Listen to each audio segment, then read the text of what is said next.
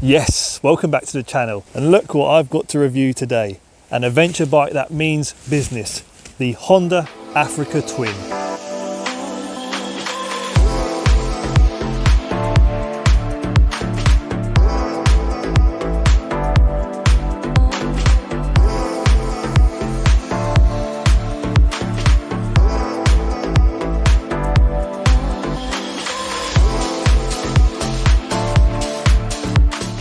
Shout out to Norton Honda in Letchworth Garden City for the loan. Links will be in description. Now, before we jump on the Africa Twin and take it for a spin, let us just take a moment to have a quick walk around the bike. Initial impressions when stood next to the Africa Twin is it seems rather tall. However, throw a leg over the bike and you find a seat height of 850mm. Worth mentioning that this is height adjustable, this seat. When sat aboard, you're met with this huge 6.5-inch touchscreen.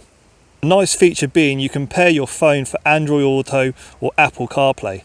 Up front you have these electronically adjustable upside down shower forks with 310mm wavy discs and 4 piston calipers. To help light up the way ahead, we've got these extremely bright and very pretty LED headlights. As we move around to the engine, we have a 1084 parallel twin with a 270-degree crank giving you 100 brake horsepower and 77 foot-pounds of torque. I think it's also worth mentioning that as well as corner and ABS, we also have a very clever 6-axis IMU, not to forget to mention the 5 rider modes for various on-off-road situations. So that's the walk around out of the way. Let's jump aboard the Africa Twin and take it for a spin.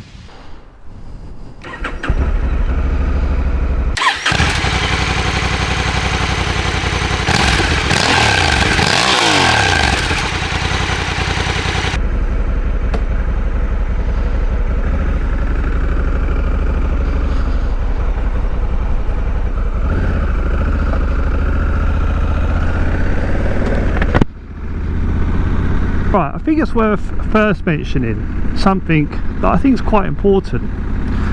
I am an owner of a Yamaha Tenere 700, so I'm really interested to see, in a way, how this Africa Twin compares to my Tenere. The Tenere is a bike that's pretty raw, back to basics. This, however, is completely loaded with fancy tech. Might have to give it some welly to get onto this A1M. Let's do that.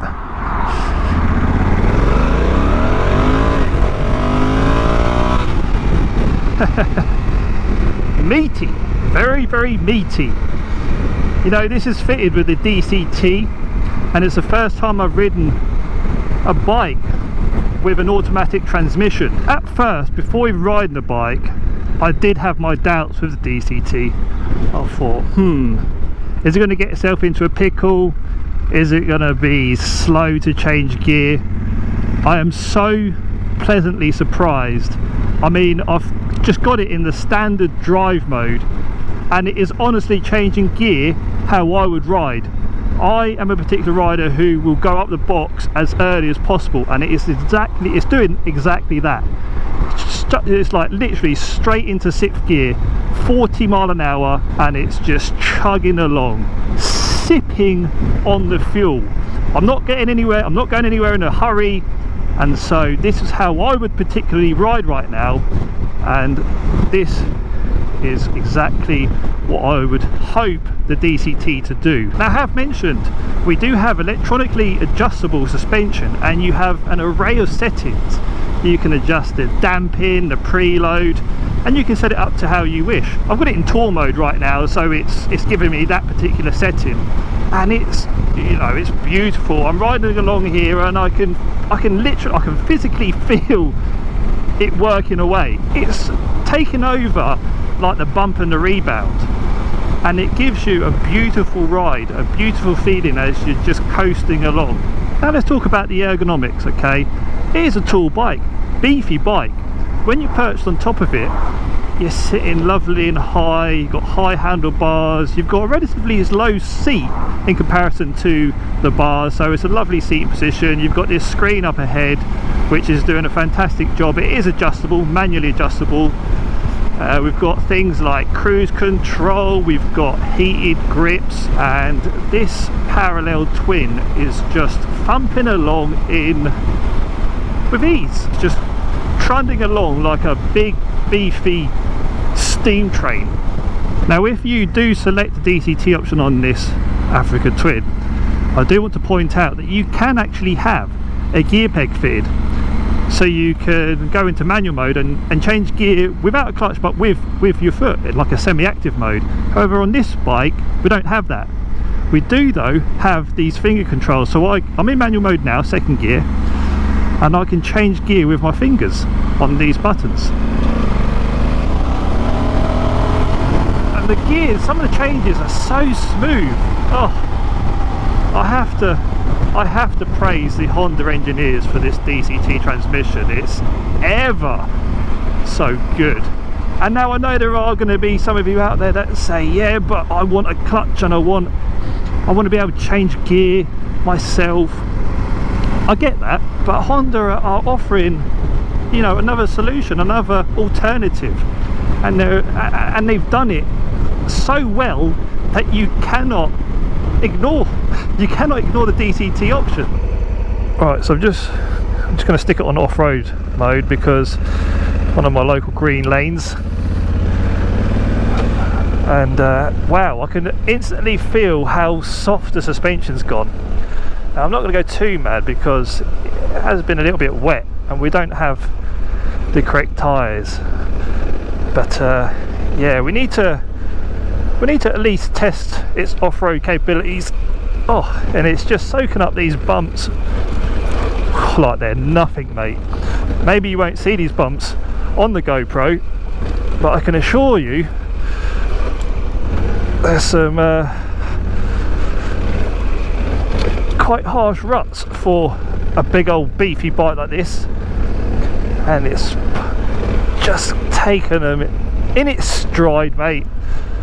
This is a demo bike, so I'm not going to start tearing it up doing wheel spins and hurting it along here because I just don't want to risk, one, getting it dirty, but more importantly actually falling off it. Oh, front forks and rear suspension, wow, this is where you find the tech really comes into play, because this is a bike that's doing two things. It's trying to be a road bike and trying to be an off-road bike. Of course, when you're on the road you want the suspension stiffer. When you come off-road you want the suspension lovely and supple like this. You don't want it to be harsh and crashing and banging. This is lovely and pleasant. Then you find yourself in the twisties, and whilst it's, yes, slow to lean in, slow to turn in, not so eager to lean, when it is leant over it's ever so sure-footed and stable. This engine just makes so much sense because almost feels so, it feels so effortless. It's doing all the work for you, and a big meaty parallel twin thudding along underneath you. It's what an adventure bike needs to be. It has to have that raw, punchy, meaty engine, characterful engine. This is exactly what it has. I have to mention the brakes too. The front has got a lovely feel to it. The back brake sharp. I mean, I'm triggering the ABS, so that's biting nice and hard. But yeah, the front brake, it's got, I mean, I'm doing this with nothing behind me, by the way. I'm just trying to demonstrate how good they are. Quick summary then of the 2022 Honda Africa Twin. I have to say I was left rather quite surprised at just how much I enjoy test riding the Africa Twin. Now I know it might be on the pricey side for the spec I rode, but what is important is the fact that it's so worth it you wouldn't feel shortchanged. However, with that said, there are some negatives I must mention. Number one, the unusual amount of tyre noise at 70 miles an hour. 2, lacking some agility at speed in comparison to my Yamaha Tenere. 3, infotainment system is ugly and clunky and the hundreds of switchgear buttons do not help. Those aside, it was hard for me to find much fault with the Africa Twin dynamically. The DCT was flawless, engine is perfect for a big adventure bike, and the stoppers had impressive feel and power. The Africa Twin is extremely well built, robust, rugged, and it's just more than comfortable. You can leave work on this thing Friday afternoon and head off and literally cross Africa, or just ride it home. Up to you. Hope you enjoyed this review. Smash that like button, and I look forward to seeing you on another one soon. Thanks, see you later.